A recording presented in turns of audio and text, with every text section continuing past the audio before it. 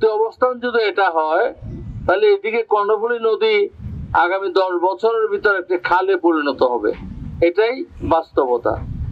এখন সমস্যা হলো আগের দখলদার ছিল আওয়ামী লীগের। আমরা গিয়েছিলাম, সেখানে আওয়ামী লীগের যুবক ছেলেরা এসে বললো যে আঙ্কেল কাজ হবে না, আমরা আসতে পারবো না, কারণ সব দখল আওয়ামী লীগের।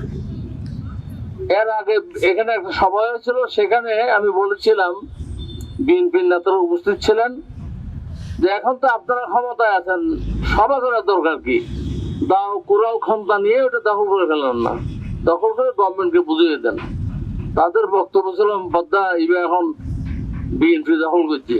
এই চিটাগাং শহরের সভ্যতাও কিন্তু গড়ে উঠেছে কর্ণফুলী নদীকে কেন্দ্র করে। একটা সময়ে প্রমত্তা কর্ণফুলী নদীর রূপ আমরা সবাই দেখেছি, ছোটবেলায় পড়েছি সবচেয়ে খরস্রোতা নদী বাংলাদেশের কর্ণফুলী নদী। কিন্তু এখন এই নদীর পাড়ে গেলে এটা নদী না পুকুর না খাল কিছুই বোঝা যায় না। বিভাগীয় কমিশনার বলেছেন অবৈধ যারা দখলদার তাদের উচ্ছেদ করবেন। কোন কারণে, কোন যে কালো হাতের ইশারায় এই অবৈধ উচ্ছেদ করা হচ্ছে না? সাথে সাথে যে হাইকোর্টে, মহামান্য হাইকোর্টে যে এখানে মামলা চলছে, এখানে কিছু কুচক্রী মহল এই মামলার বিপক্ষ নিয়ে তারা কাজ করছে।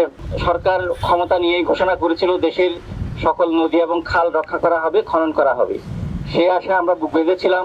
আমরা জনস্বার্থ বিরুদ্ধে কাজ করছি। তাহলে ক্ষমতাসীন দল যদি এই কথা বলে, তাহলে আমি চট্টগ্রামবাসীকে আহ্বান জানাবো, আসুন আমরা সবাই মিলে কিভাবে কর্ণফুলী ভোট করে অংশগ্রহণ করবো। অবৈধ দখলদাররা এত প্রভাবশালী হয় কিভাবে আমরা ইতিপূর্বেও দেখতে পাচ্ছি।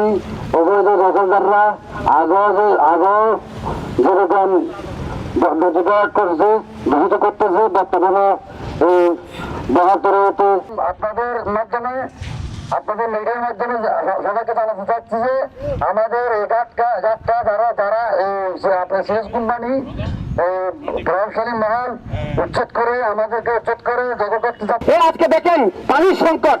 আপনি গ্রামে গিয়ে দেখেন যে টিউবওয়েলে কোনো পানি থাকতেছে না। কেন?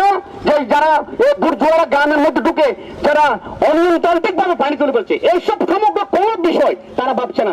আজকে দেখেন বনের প্রাণী আজকে ঘরে চলে আসছে, বনের হাতি। কোন এমপি গেছে, পত্রিকায় আসছে, কোন রাজনীতিবিদ গেছে, পার্লামেন্টে কোনো কথা হয়েছে? Deputy attorney general Asadur Rauf এবং বিএনপির আইন বিষয়ক সম্পাদক বদরুদ্দোজা বাদল, এই তিনজনেই সরাসরি দখলদারদের পক্ষে অবস্থান নিয়ে বিভিন্নভাবে হাইকোর্টকে প্রভাবিত করার চেষ্টা করছে, যেটা বাংলাদেশের প্রচলিত যে বিধান আছে সেই বিধানে তারা পারেন না।